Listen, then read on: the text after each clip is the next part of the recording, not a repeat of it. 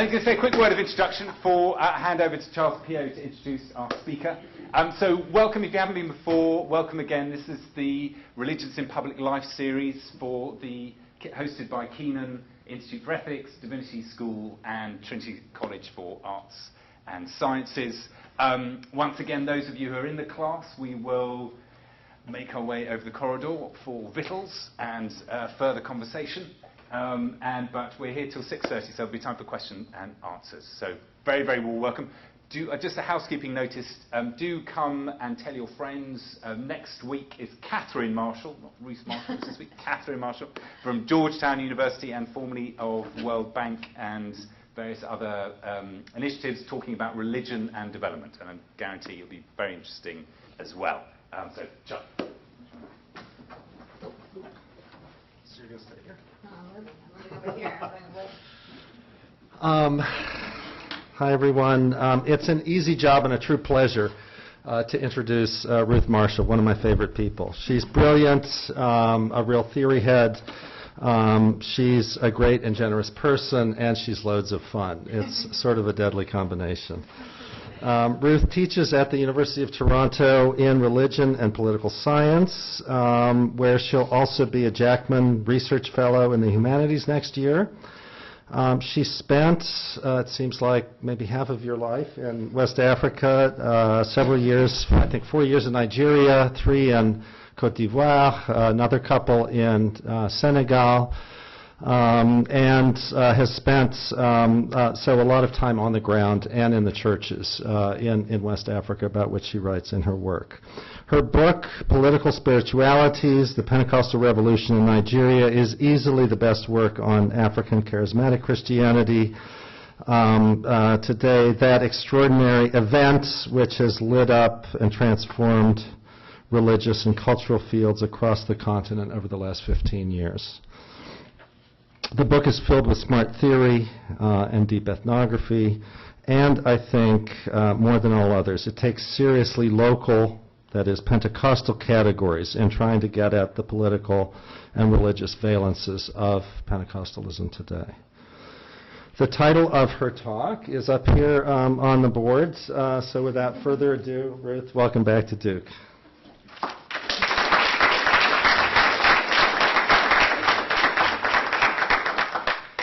Thank you, Charlie. You just tried to make me sweat in time for me to start my talk from embarrassment. Thank you so much for a lovely introduction. Well, it's lovely to be back. Thank you very much for the invitation. It's really a treat. And so today, since some of you are forced to go through some bits of my book later on, I thought I would try and pitch the talk at a sort of more kind of general level, responding to some statements that have been made about the kind of political potential of Pentecostalism, and particularly in the third world megalopolis. And so I'm going to take my general kind of political points that I like to make about Pentecostal political theology, about its local manifestations in Nigeria, and try and expand them a little bit, and yet stay with kind of two, I would call, emblematic figures or institutions that look to me as being kind of archetypical of Pentecostal expansion from the global south out today. And so we're starting with the picture here of Lagos, the famous go slow. And Lagos is really today one of the world's largest megacities. It's projected to reach 20 million people by 2015. And it's routinely ranked as one of the 5 worst places to live in the world. It lends itself to all manner of apocalyptic characterizations. Its catastrophically inadequate infrastructure and public service, appalling pollution, chaotic overcrowding. It's a kind of unspeakable concentration of anarchy, human misery, crime, and violence. And as Kaplan argues, speaking about it, it's become really the cliché par excellence of third world urban dysfunction. And so Mike Davis has argued that the demographics of Pentecostalism today, in his book Slums, make it what he calls a potentially new revolutionary force, or if not, the best we have to work with. And I quote, "Indeed, for the moment at least, Marx has yielded the historical stage to Muhammad and the Holy Ghost. if God died in the cities of the Industrial Revolution, he has risen again in the post-industrial cities of the developing world. And so in this very short discussion of Pentecostalism in an article that he published in the New Left Review and also his book, he credits reformist Islam and Pentecostalism with articulating what he calls the most significant response to the process of urban involution, by which he really means labor's self-overexploitation that characterize the third world megalopolis today. And I quote again, with the left still largely missing from the slum, the eschatology of Pentecostalism admirably refuses the inhuman destiny of the third world city that Slums warns about. And here he's talking about the UN report on urban, third world urban slums. It also sanctifies those who, in every structural and existential sense, truly live in exile. So I'd like to question this claim from the perspective of Pentecostalism's extraordinary expansion in cities like Lagos and the African urban centers more generally, but also beyond. I think it can be extended to other parts of the post-colonial world where Pentecostalism is currently exploding.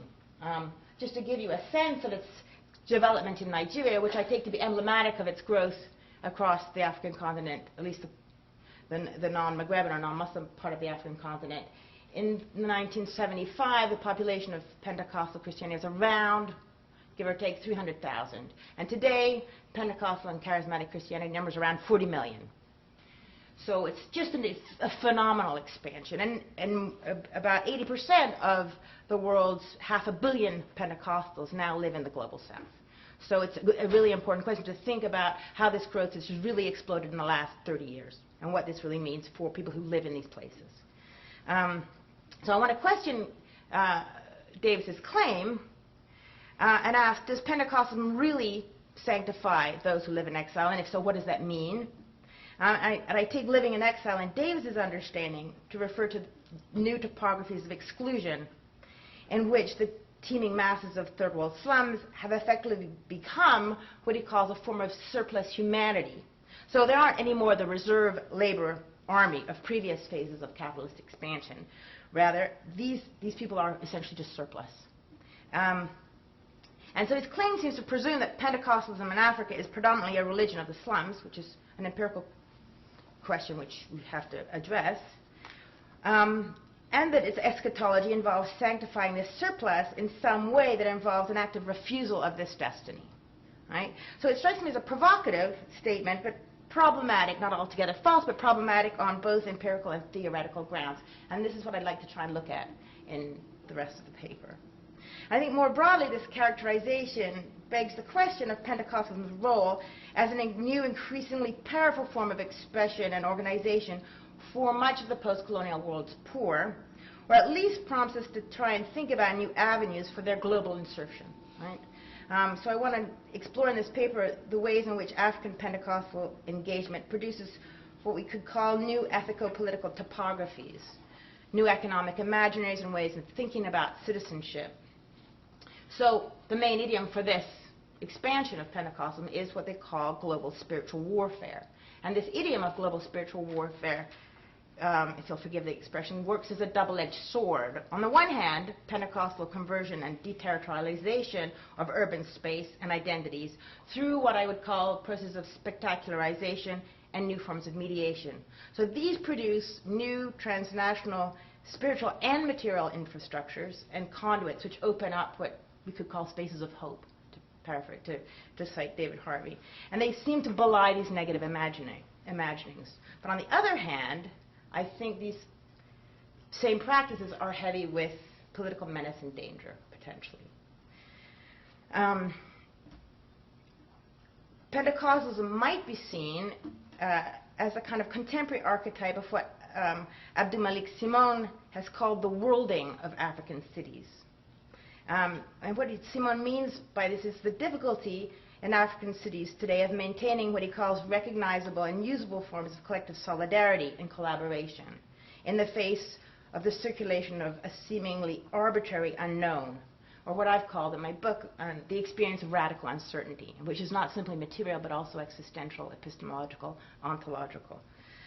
So this is related to the ways in which global processes intersect with local urban practices and networks, such that urban dwellers, and I'm quoting Simone here, find themselves forced to operate with a more totalizing sense of exteriority. So the materialization of this uncertainty takes a variety of forms, and the city becomes overpopulated by a multitude of what I've called untrammeled powers. And these can be figured in spiritual, but also in material forms. And Simone claims that in this context, there's little recourse to effective mediation or clear boundaries. So I try to argue, to some extent in my book, that Pentecostalism engages with this unknown by a specific mode of staging it, one which tries to claim an effective mode of mediation and a reinstitution of clear boundaries by embracing a complex form of exteriority that could be understood both materially and theologically. So materially, it grafts onto the experience of extraversion, which has been a main mode of economic and political production in the African post-colony. And it also, in this sense, it entails the mobilization of new material and symbolic connections with transnational networks of capital, people, and imaginaries that have as their locus and site of operation the world in its very Christian, indeed Pauline sense. So a central trope in the Nigerian Pentecostal expansion has been also the image of the city as a place of ethical and spiritual danger, a space of anomie which Pentecostal evangelical practices aim to reclaim and redeem. So the polis is projected as a potential space of order and progress, and yet one which through post-colonial and post-colonial practice has become this kind of fallen, chaotic, lawless place that requires redemption. So in this sense, evangelical activity is centered on the reinvestment of physical and virtual public space, part of a broader evangelical project of global spiritual warfare in which spatial vocabulary and tropes are crucial.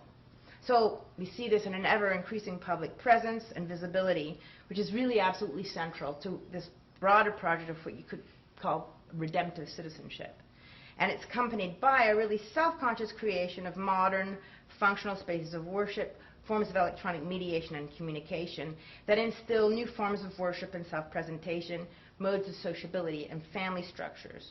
So there's been a concerted effort also of public spaces such as the market and, of course, the void left by an incompetent public service, the development of new, increasingly globalized networks in order to create provision of effective forms of social security and services, as well as new attitudes to wealth, labor, and debt that find their expression in the creation of new entrepreneurial structures and modes of accumulation. So these all have the sort of upshot of creating an overarching sense of delocalization or deterritorialization. And this has marked the revival of self-understanding both materially and symbolically. And so absolutely central to this are techniques of mass mediation. And these are essential to the way in which the movement has developed and spread really so successfully. And this is really striking in places. Karen Barber actually calls this sort of, you know, the investment in these forms of electronic mass mediation and the way they take on the role of a vanguard is striking in places where these represent sort of islands of modernity in a sea of artisanal culture. So rather than, but they're also very important in the way in which Pentecostal authority is constructed. So rather than through instances of institutionalized authority, I argue that Pentecostalism achieves its power through what I call a verisimilitude or a truth effect, which is achieved through the public staging and circulation, particularly through forms of mass media like television and increasingly the internet, of prayer, prophecy, testimony, and miracles. And actually, Pentecostals have been at the vanguard of the exploitation of electronic media in Africa and, of course, Latin America, and they often outstrip the capacities for production and capitalization of states themselves. So the centrality to Pentecostalism of the circulation of these kinds of forms of mass-mediated religious speech and their miraculous performance gives it a singular power. And they capitalize on what Derrida calls the fiduciary structure of language, the I promise or the I believe that's at the basis of every social bond. And Derrida himself claims that televangelism has an utterly singular relationship to the media because it creates a relay between the ordinary miracle of the I believe and the extraordinary miracles revealed by the Holy Scriptures. This kind of direct connection between the individual believer and the space-time of the inception of Christianity provides the basis, another basis for the delocalization of messages and gives rise to these media-created publics with no sense of place. And so I kind of argued in my book that the church itself becomes a kind of showplace rather than a local community, right, where these performances are staged. So the imaginary is one that contributes to the sense of Pentecostal religiosity or spirituality, which can't really be understood as an institution which furnishes a discrete identity or establishes a clearly bounded community. And so this problem, which I really deal with at length in my book, and I'm not going to belabor again here, it does so lead to the question of the capacity of Pentecostalism to mediate the experience of post-colonial radical uncertainty and develop new forms of collective solidarity. Right? I think that rather than providing a means to specific individual or social and political ends, there's a tendency for Pentecostal practices of faith to appear bound up rather in performing a presentation of the divine, a spectacularization of the sacred, which reveals potentially Pentecostalism, like late capitalism, to be a formidable apparatus for the production and consumption of pure means. And here I'm citing Giorgio Agamben, but also Nimiwari Boko, who is a very fascinating Nigerian Pentecostal theologian who also reads Agamben. Theologically, conversion really deploys new modes of subjectivation which are understood to be under the jurisdiction of the Holy Spirit, where an understanding of divine grace is transimmanence, and this is Wari Boko's term for it, would mediate between the self and the world of untrammeled powers. So rather than drawing new boundaries, however, this form of mediation would take the kind of, would, in theory at least, take the kind of Pauline form of the revocation of every vocation, as in 1 Corinthians 17 to 24, which I'm not going to cite. But this is the one in which the new creation doesn't furnish identity, but the suspension of every juridical or factical property. So in principle, at least, this messianic suspension doesn't nullify or overcome existing divisions, which could be gender, class, age, ethnicity, or give rise to new divisions or distinctions, but really renders these old distinctions inoperative. Right? So the idiom of the rebirth, the instantiation of an existential principle of endless renewal, and ontology of becoming, the possibility of, as Pentecostals say, making a complete break with the past, which is the promise of conversion, inform the emancipatory effects of breaking with unbelievers, as well as with, and this is the really important point for the African post-colony, with historical forms of subjection that have structured long-standing forms of domination and accumulation in these post-colonial settings. However, this occupation and production of redeemed subjectivities and redeemed spaces is nonetheless conceived in terms of a kind of war, a life and death struggle to wrest people, places, and destinies from the satanic enemy. So I wanted to examine these a little more closely and a little less abstractly, perhaps, by looking at kind of two cases. Or tendencies in what I would say Pentecostal expansion, to kind of show the ambivalence, the political and the ambivalence of Pentecostal's global expansion coming from the global south today. And so the kind of two models, I'll call one the showcase model, of which the Pentecostal presence involves the physical reoccupation of space through the acquisition of property in particular, and the construction of an idealized model of late capitalist urban living centered around what in fact may be today's world's largest Pentecostal showplace. I'll show you some pictures of this later. The second I would call the spiritual network model, which involves really a mode of identifying the territorial presence of demonic spiritual forces and conduits, reclaiming these sites and replacing them with Holy Spirit networks and connections. So this is a virtual topography that's really very dependent on new forms of electronic communication, or at least imaginaries of connectedness that they generate. So the argument would be that while new urban spaces of hope are kind of being produced by this engagement, on the other hand, it may also generate new topographies of inequality, violence, and exclusion through the obligation to identify and eliminate the enemy, as well as through the spectacularization and phantasmagorical enchantment that seems to be really central to Pentecostal success. Okay, so the first case is the Redeemed Christian Church of God, which I think today, without being able to affirm this in a definitive fashion, is the largest African Pentecostal church. And so following the early interdenominational movement in Nigeria, the 70s and 80s, there's this new third wave of charismatic Pentecostal Christianity, resulted in a massive explosion of church planning. And the most ubiquitous of these new churches are the thousands, in fact tens of thousands, of parishes of the Redeemed Christian Church of God. Now, when I first visited the RCCG national headquarters in 1989 in Abutimeta, which is one of the oldest urban neighborhoods in Lagos, and it's really made up of predominantly lower middle class streets and one really quite impressive slum. It was a rundown complex at the end of Cemetery Street, reached by a muddy path bordering the lagoon and the slums, built around the Abutimeta log fields, so it's right on the actual lagoon. And so this is what it now looks like today. So we can, so I'll comment on this picture after. So it started in 1950. The Redeemed Christian Church of God has experienced since the 80s a dizzying growth since Pastor Adeboye took over from its founder. Throughout the 80s and 90s, under the impulse of several pastors, Bakare and Rapu, these names come up later in the paper, in particular, who both now left the church, it developed a new kind of so-called model parishes in middle and upper middle class neighborhoods with an educated upper middle class and ethnically mixed membership.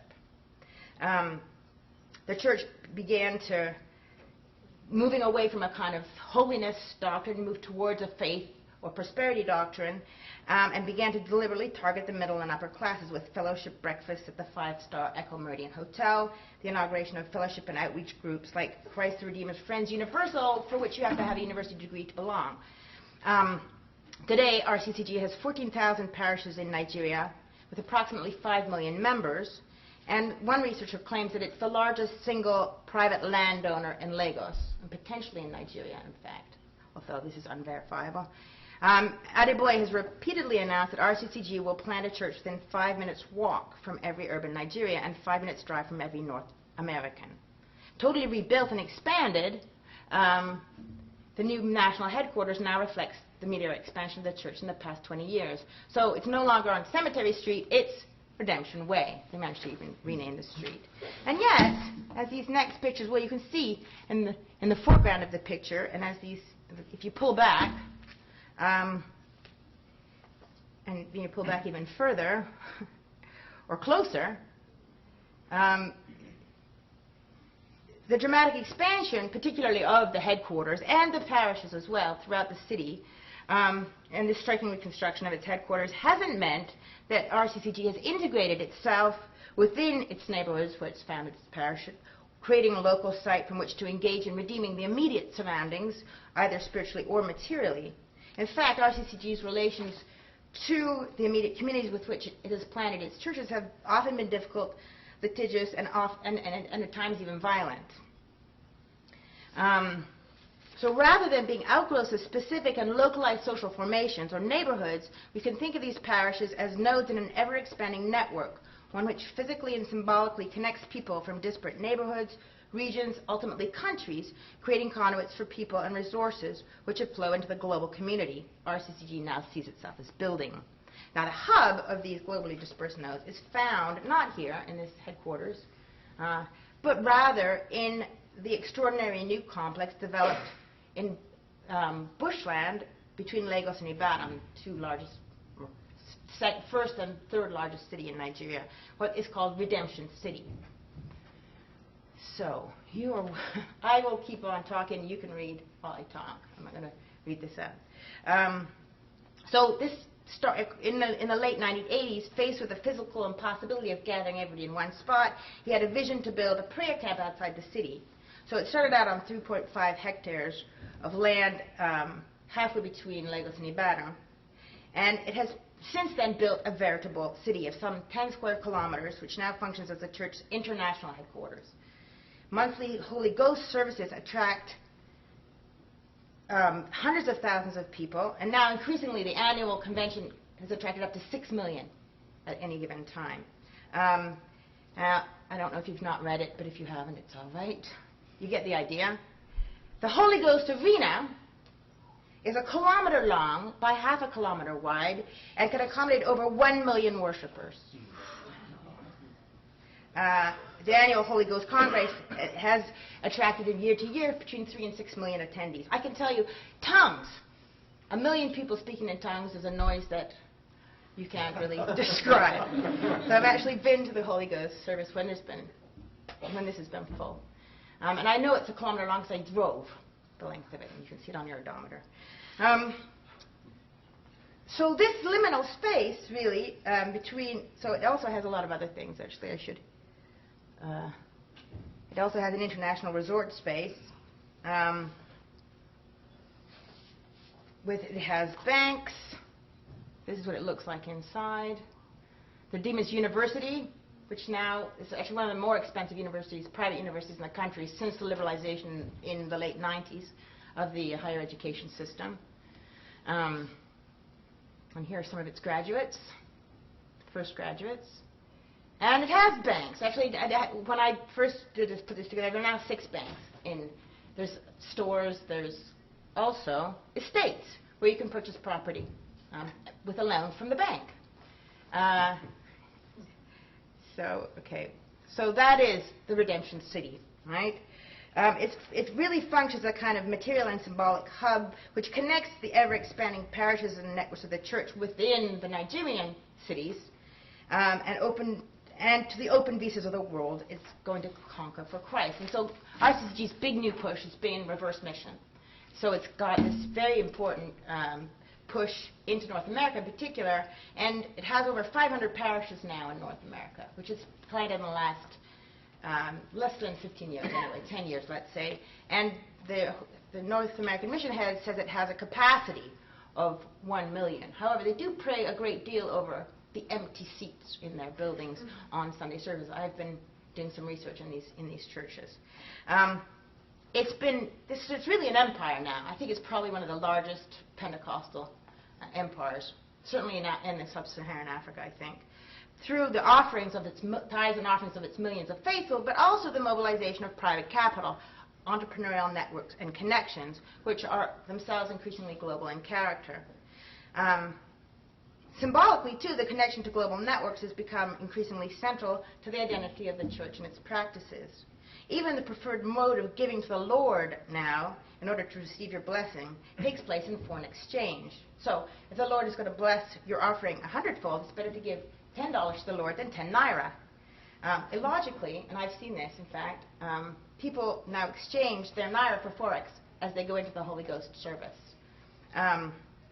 And there's all tables of money changers right in front of the church. Sorry, I didn't make that up.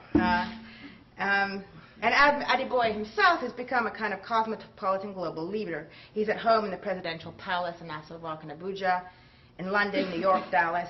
He was erstwhile sort of advisor to President Obasanjo. He's got a street named after him in Abuja, and he ranked 49th in Newsweek's 2009 list of the world's top 50 most powerful people. Aspiring state governors or presidential candidates of whatever religious persuasion must now publicly seek his blessing at these highly publicized, events at the Holy Ghost services. So, where are my pictures? So, where heaven and earth meet, Redemption City is indeed a space of exile, but hardly in the sense like Davis intends. It's developed in really deliberate contrast to Lagos as a kind of artificial showcase with all the insubstantiality of the model home. A space of hope that I argue functions really at a purely phantasmagorical level, at least from the perspective of the mass of the Nigerian population. Here we can see how space itself functions as a new form of kind of spectacularized testimonial, as an image rather than a dwelling place. Kehinde Oshinowo, leader of the organization Christians for the Regeneration of the Nation, Nigerian nation, urges Nigerian Pentecostals to undertake national redemption, quoting Isaiah 58:12. And they that shall be with thee shall build the old waste places. Thou shalt raise up the foundations of many generations, and thou shalt be recalled, the repairer of the breach, the restorer of paths to dwell in. So if this verse, in theory, encapsulates the Pentecostal promise to repair the separation between truth and the good, between God's law and the community of believers, through a process of building and restoration of modes of dwelling in the world. Okay, here Now, this makes me think of Heidegger, for whom man was insofar as he dwells, and his nostalgic kind of romantic lament that modern man merely builds, that is, turns the world into a picture and forgets the ways of dwelling. So, in this sense, Redemption City is a perfect picture of a kind of normalized, pacified, and order, petty bourgeois African ideal city. So if Redemption City is one kind of mode, apparently, of repairing the breach, then we can say it's entirely consistent with late capitalist society as a spectacle. In fact, it might be the best expression of its ethic. Surplus humanity, with its chaotic energies, has no real place here. The majority of RCG members don't have access to loans from Haggai Bank that would permit them to purchase a semi-detached redemption duplex, nor can they pay the fees for a degree in the business administration for Redeemers University. The best they can do is participate as spectators at the monthly Holy Ghost night and hope for Adeboye to channel the anointing their way. So Nigerian Pentecostal theologian Wari Boko rails against what he calls the new kind of trade and barter attitude to miracles that we could say characterizes Adeboye's brand of Pentecostalism. Wari Boko argues that Pentecostalism's attitude to miraculous divine grace is that of a child at play, which allows grace to float between the serious matter of saving the soul and the ordinary, ephemeral, bodily, and existential matters, relieving it of the weight of the ends of eternal life. So, divine grace as pure means without end. And you may recognize the Agamben here. And indeed, as his careful reader, Wari Boko points out that the bad news is that the spirit of Pentecostalism today might be nothing more than the spirit of the latest phase of capitalism. He cites Agamben's observation, which he takes himself from Debord, that late capitalism is a gigantic apparatus for creating and capturing pure means, where nothing escapes the logic of commodification, where everything is separated from itself and is exhibited in its separation from itself, becoming a spectacle. Spectacle and consumption are thus two sides of a single impossibility of using. So, in this regard, with this critique in mind of Wari Boko, I've kind of argued that the event of Pentecostal conversion could be seen, rather than being a kind of vanguard of a struggle against capital and empire, it could nonetheless be seen to carry with it the same kind of ontological virtue that conversion to capitalism does. So, if there's any good Marxists here amongst us, you can remember Marx's enthusiasm for capitalism's capacity to destroy the old hierarchies, ushering in the possibility of modern politics, its principle of equality, at the same time. So it might not be going too far to call Pentecostalism an ambiguous form of desacralization with respect to its capacity for destabilizing the old order, and again, its difficulty in securing its own sovereign foundation. But once you said this, it would perhaps be going too far to simply translate this capacity for deterritorialization, the destitution which accompanies Pentecostalism's the new life, making a complete break with the past, to translate or conflate this with a form of resistance to the ways in which dominant political and economic forces in the world today regulate, control, and circumscribe the great mass of the world's population and their possibilities. And how I'm doing on time. Are you keeping time? Yeah, you've got about 10 more minutes. All right. So that's the bad news. It's the bad news, and that's kind of the bulk of the argument. But on the other hand, and this is the other question, the other kind of model.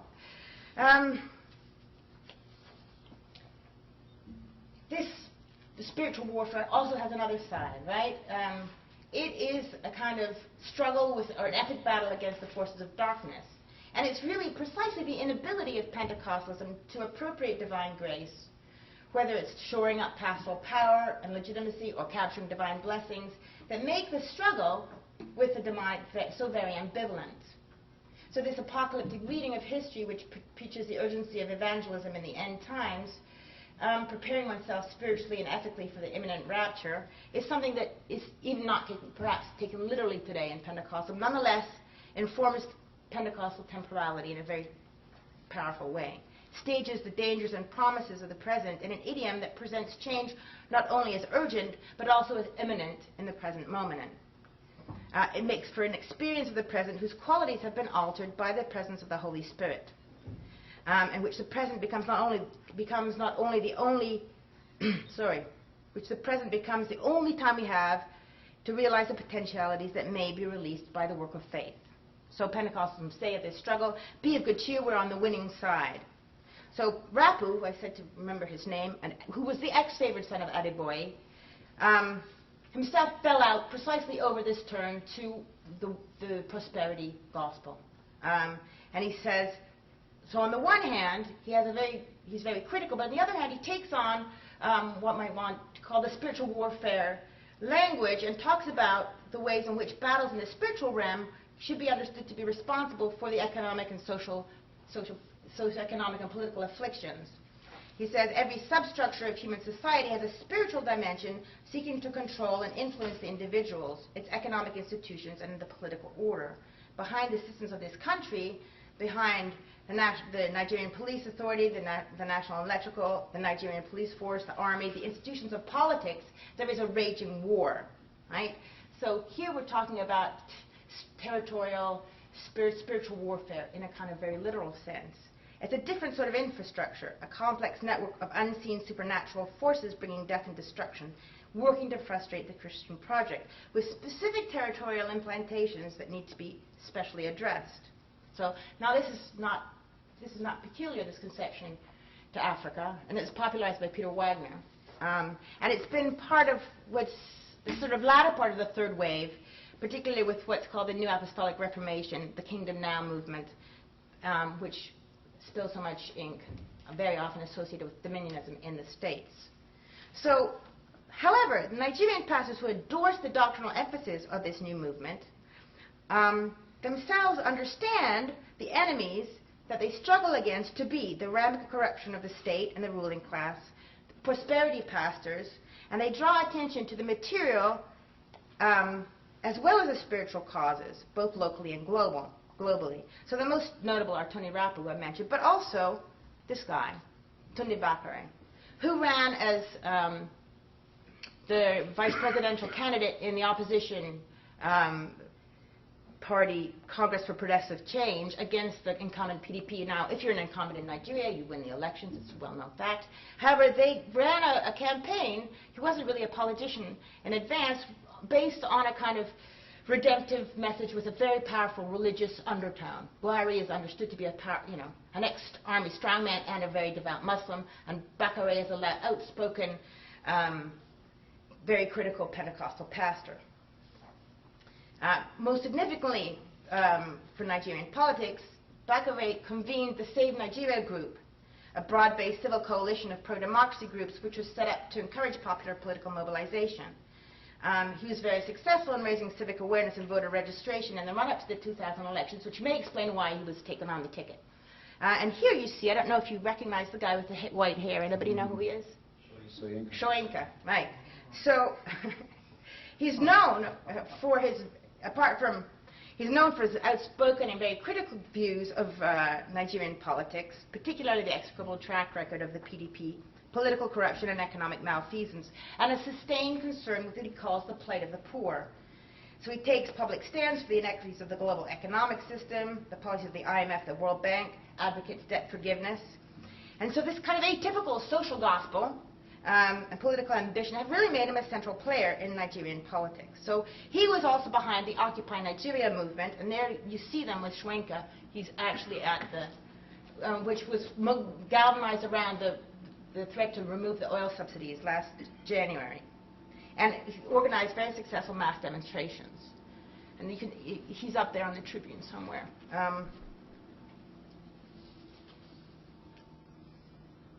So he took a Tribune with a collection of left-wing labor leaders and leading intellectuals like Wole Soyinka, Niyi Osundare.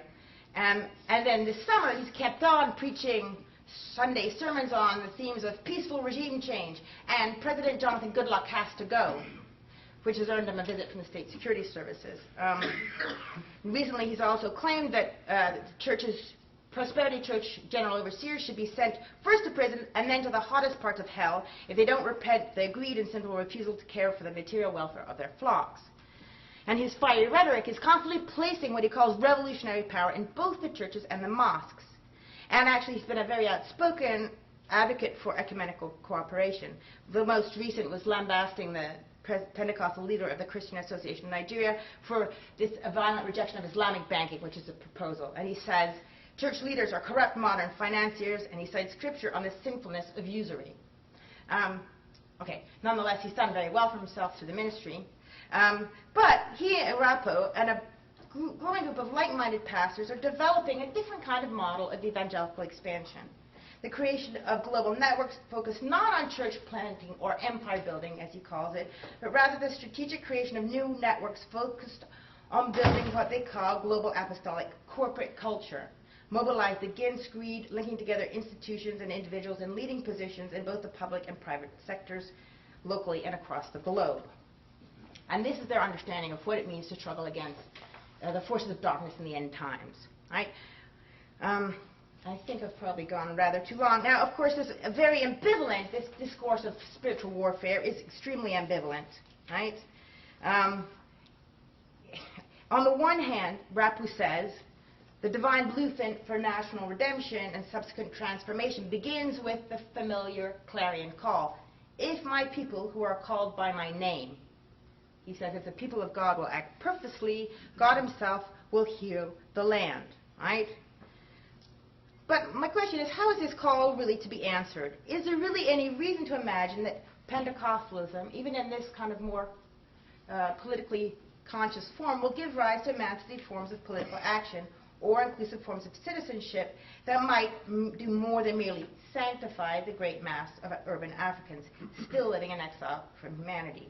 Indeed, what does sanctification imply, in fact, if not the extrication of persons from the regular profane commerce of human coexistence? Is sanctification perhaps not another word for death? So for many subalterns in the post-colony, conversion does offer a possible escape from a metaphysics of existence through which historical forms of domination have prevailed on the continent. In fact, the evangelical message takes the form of a universal address which expresses what I call the African struggle for access to a universal, one that would, in theory, abolish subalternity altogether. But this emancipatory thrust grafts itself, on the one hand, to a phantasmagorical projection of a bourgeois space purified of all difference and division, and on the other, a spiritual warfare which, in its most extreme expression, potentially figures the possibility of a war without remainder. Bakwe and Rapu themselves are acutely aware of the dangers of spiritual warfare paradigm for the future of citizenship in Nigeria, and particularly in the wake of the spate of bombings of Christian churches by the radical Islamist group Boko Haram. They've been calling for calm, in recognizing, saying, Rapu cites King, says, King urged Christians to actualize Jesus' invocation that we love our enemies. Hate for hate only intensifies the existence of hate and evil in the universe. The idea of loving our enemies ranks among the most understated aspects of our faith and practice today. It is virtually ignored in Nigerian Christianity. There exists, rather, a pattern of prayer that advocates the death of such enemies, commanding them to roast and be burned up in some nebulous Holy Ghost fire. But loving our enemies is a concept that we must actualize today. It is what makes our faith redemptive. So just to conclude, I would say that Rapu's extortions notwithstanding, it's difficult to see how the desire to extricate oneself from these forms of domination and address the vicissitudes of post-colonial urban life will imply a progressive engagement against its violence or the violence of capital that produced the ever-increasing army of surplus humanity. In fact, all the evidence, I think, points to a rather more successful conversion to it.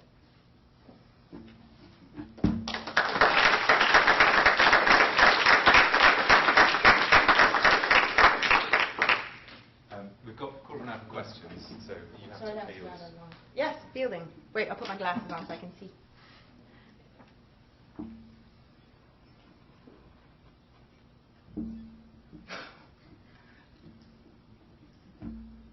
Yes. What are some of the differences among different Pentecostal groups that you've observed? Because your lecture, in many ways, seemed to presuppose a lot of similarities, and I'm just interested in some of the differences between the groups. Well, I would say, it depends what you mean differences in terms of what? In terms of theology, in terms of social... Their understanding whether or not they should be politically engaged or not, because I know there has been, in the past, at least some groups of Pentecostalism that thought that they should be disengaged because Certainly. it was dirty and so forth. So I'm just... Well, I would say that in Nigeria, the early part of the revival, there was a distinct sense in terms of which politics was a realm of death and destruction, and one risked one's salvation in engaging with it. So there was definitely a kind of holiness, asceticism, retreat from the world. With the prosperity gospel and a kind of its aftermath, and I would say that the kind of backlash, the Rapu Bakare is kind of capitalizing on a kind of prosperity backlash, which is more or less inevitable. You can only run with that kind of theodicy for so long and buy so many jets and drive so many fancy cars before your congregation starts to think, where's my own? And so, in that sense, the question of the political engagement and what was always part of the Pentecostal message was in Nigeria was this sense that it was a potential for addressing problems of corruption, understood in a very broad sense, right? Not simply in the limited kind of material, juridical sense that we think about, but in a kind of spiritual sense. And so there was always a space for that kind of engagement. This is the first time we've seen a serious party political engagement, and this is 2011, right? There was some talk about it, but this is really quite a striking, relatively new, and so it's created a lot of controversy. And Bakare himself has been, opinions are divided on whether or not a pastor should be doing what we call dirty politics in Nigeria, and the idea that there could be anything that wasn't a different kind of politics possible. So either Pentecostals believe that they could be a kind of vanguard of a new sort of politics, in which case they feel the need to engage, or that this is just a hopeless situation that we really should be thinking about our own personal salvation, or preparing ourselves for the rapture. So it's very mixed, and I would say its class is also related to level of education and class probably as well. That if the kind of more middle class, upper middle class are the ones who think potentially we have the basis for organization. And the idea would be that in terms of grassroots mobilization in the post-colonial world today, Pentecostalism and reformist Islam have, as it were, the means. But I'm begging the question of whether they have, in fact, the structural, if they have something like a community that would be mobilizable in those terms, and I'm not very convinced about that. I don't know if that really answers your question, but there is a range, and I think definitely the place has shifted to an engagement much less with the world to come, but much more building our kind of redeeming the world that we're in. And that is a function, I think, of a shift in Pentecostal and charismatic Christianity more generally in the last, say, 20 years. Yeah. How has Pentecostalism interacted with, say, foreign oil companies in Nigeria and the communities that are present in places where those companies are? You mean with kind of like the independence movements, the Ogoni and the... Sure. Well, I mean, I haven't got really close ethnographic information on that. Largely speaking, except for, the kind of few voices like Bakare, and let's be clear, people like Wariboko and Bakare are really voices in the wilderness. In fact, Rapu's magazine is called The Voice of One Crying in the Wilderness. So in that sense, there isn't very much engagement, and certainly not with, since it's about Nigerian politics, people are very aware that these questions are infinitely complex. And what began as a protest movement on the presence of the oil companies has spiraled into something much more, and metastasized into something much more complicated, which has involved the criminalization of these groups, the implication of the governors, and a generalized sort of, complicity in what would be a kind of criminal political system. So these groups no longer even are understood to represent their communities very often. The more radical groups, the ones who are engaged in the bunkering or in the abduction of foreign oil workers, the ones who are basically have the clout and the political voice, are very often estranged from their local communities and have metastasized into this sort of force in league with the governors. For example, every oil worker that gets abducted, 50% of the ransom goes to the state governor. So there's a whole system. And Nigerians know their country and know how things actually function. And so in that regard, those kinds of questions, which from our perspective look fairly clear-cut, are actually not that clear-cut, in fact. And so I'm not familiar with any specific stances taken, but I wouldn't be expecting any necessarily either.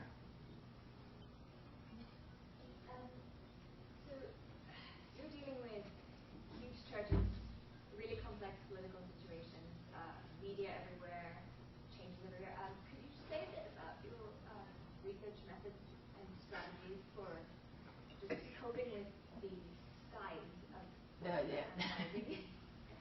Well, I would have to say a really long time.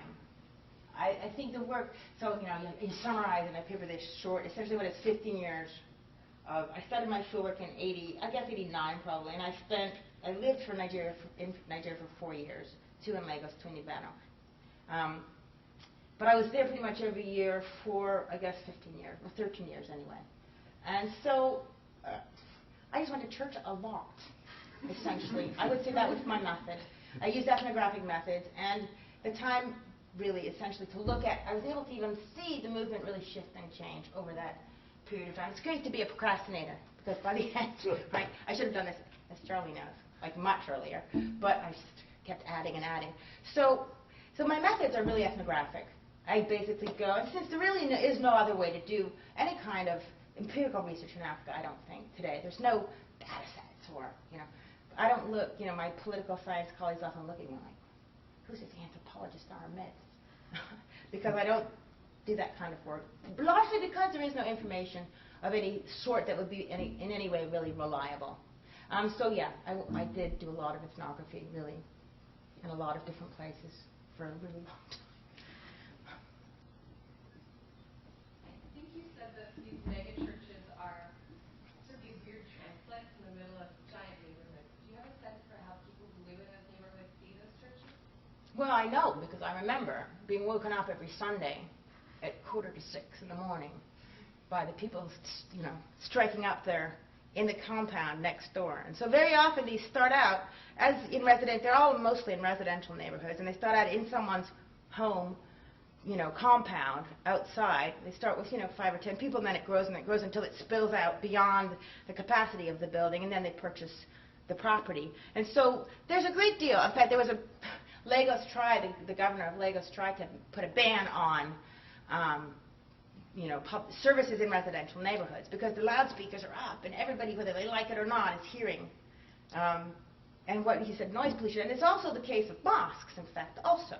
So there's this, not on the same days necessarily, but since Pentecostal churches have services all the time, there is this kind of cacophony. So when I say occupation of public space, it's also like that. So depending, right? Depending very much on people's attitudes to the occupation of their residential space by these churches. It's more or less. But given the fact also that Pentecostalism has become really the dominant sociocultural form of expression, it's really fundamentally changed the cultural landscape of southern Nigeria. I mean, from the production of all sorts of cultural forms as well. So there is a sense in which it's become integrated in people's daily cultural existence in a kind of everyday, banal kind of way, with regard to music they listen to, the films that they watch, the kinds of media they consume. And so it's just added to an extra kind of loudness to the anarchy of urban life, really.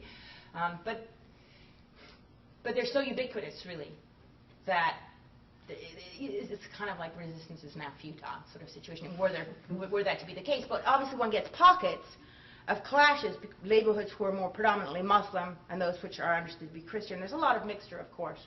But there are, particularly in cities of the Southwest, what they call the colonial regime zoned cities, according to ethnic group, essentially. So every group had its zone or region from which it just couldn't, move out. And so that has kind of subsisted to some extent. And so there are contained areas where, the houses from the north will live in this area, or in the northern cities, the Christians will live in the Sabongari, which are outside the centers of the old towns. And so partly zoning of an informal sort solves the more potentially violent problems. But I don't know if that's a good answer, really. Yeah. Given your experience in Nigeria, do you think that Pentecostal religious groups have the tools, like theologically, socially, epistemologically, to be a sort of institutional religious force, or are they just sort of purely revolutionary, and if they ever actually got power, they wouldn't know what to do with it? It's a great question. Well, with the It's a great question. I mean, I kind of argue that what both I mean, in the books, I guess there's one kind of takeaway, kind of theoretical argument about what I would call the shape of Pentecostal political spirituality. It's that it has great, this is both theologically and experientially or practically according to its practices, has a great deal of difficulty instituting sovereign forms of power, instituting any kind of orthodoxy, any kind of authority, which obviously is not a bad thing in some respect either. Right? So it's both its weakness and its opportunity. So I would say that this conception of grace is fundamentally democratic. So it has this quasi-democratic impulse, which is precisely what makes it feel emancipatory to people. Right? And it does really suspend some of the major distinctions which are really prominent, which would be age or gender or ethnicity, in a way that are really striking. Right? So people, you know, come to church. This brother is a banker. I'm a clerk, but we can interact. Whereas normally we'd be in a situation of. So there is that really important sense in which, you know, this individualism and this sort of experience of grace makes for. But on the other hand, you know, everybody sees it in terms of their own lights, right? Everybody's a saint. There are no priests, and grace can't be monopolized by the pastors. There's a bid always, right, through charisma to monopolize pastoral power, but it's always undone internally. So for me, obviously, that makes it look more like a kind of form that would be a kind of, you know, revolutionary, rather uprising type of form of approach to power, rather than one that is, you know, takes the form of an institutionalized, that could be kind of quasi-theocratic, really. But I mean, obviously, there's a tension, and that is the tension between which it constantly oscillates, which is what can also push it.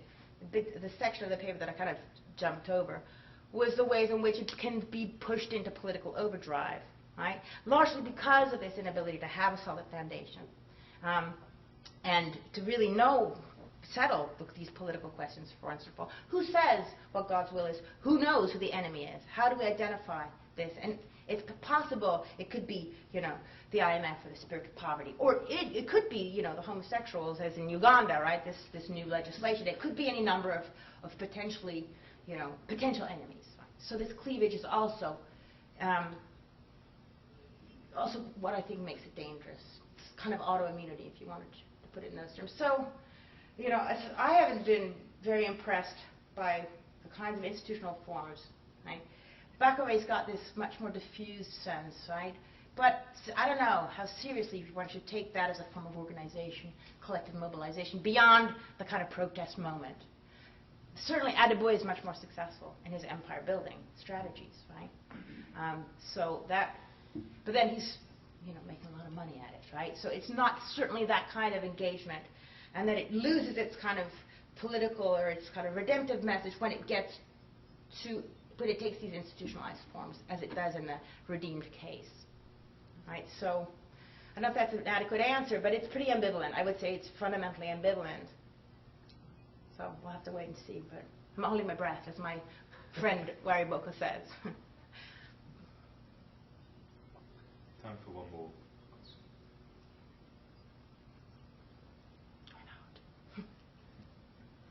You talked a little bit about some of the religious and just national demographics that Pentecostalism is drawing on. Are they drawing on some previous religious demographics more than others? And in terms of age or education?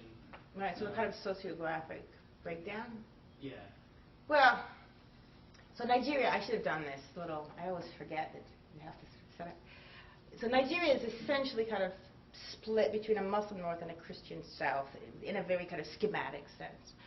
And obviously, what Pentecostalism has affected has been a dramatic Christianization of the Christian south, really. And so it's more or less wiped out any kind of, particularly urban centers, but not only, you know, the legitimacy of kind of traditional religious practices, but also really took root in opposition to the mission-based Christian forms. So the Anglican, depending on where one is in the country, right? The Catholics were more prevalent in the East, the Anglicans in the Southwest, etc. So it builds on a Christian base, definitely. But then, obviously, it's evangelical pushes to kind of try and convert the whole 9 yards, really. So Adebayo says if we can get 80% of the country born again, then will be Christian nation. And the problem of corruption, the political problem will disappear. Well, obviously that's really problematic given that half the country is Muslim. And there's a reformist movement which mirrors the, in timing, in demographics, right? So starts in, I guess, the schools, student unions in the 70s, the interdenominational revival really starts in those kind of demographics there. Young people with aspirations for mobility, but very few opportunities. In situations of crisis, the breakdown of, the kind of colonial, early post-colonial model of social ascension. And we get the same kind of phenomena with radical reformism in the universities in the north, so the same population. So really it was carried much rather than being in Latin America, it was never really a religion of the slums or of the poorest of the poor in Africa.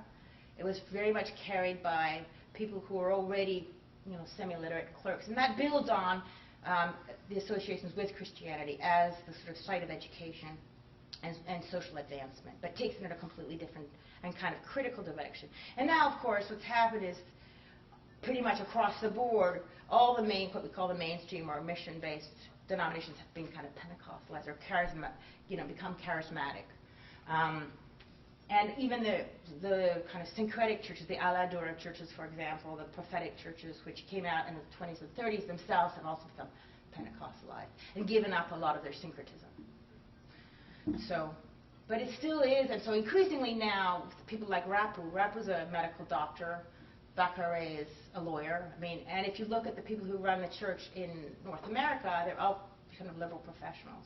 So they really are, Wari Boko, who's now chair of Christian ethics at Andover Newton, which is a weird place for a Pentecostal theologian to find himself. He went to Princeton and he did his dissertation on Tillich.